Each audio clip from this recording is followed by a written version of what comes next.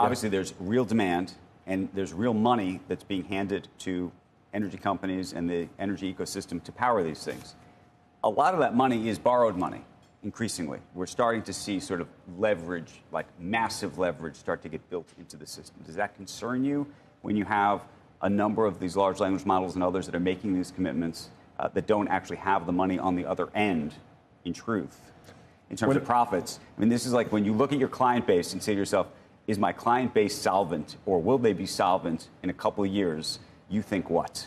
It's a very important question to ask. And as we deal with the potential customers here, Andrew, we deal all the way from the labs who don't have a business model that generates earnings right now, all the way to the hyperscalers, which are the highest valued companies in the world and generate massive amounts of free cash flow.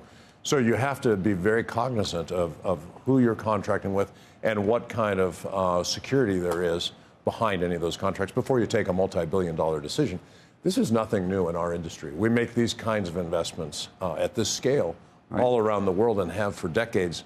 And so the creditworthiness of the customers and the business case for these investments is something that has to be very carefully examined. So we should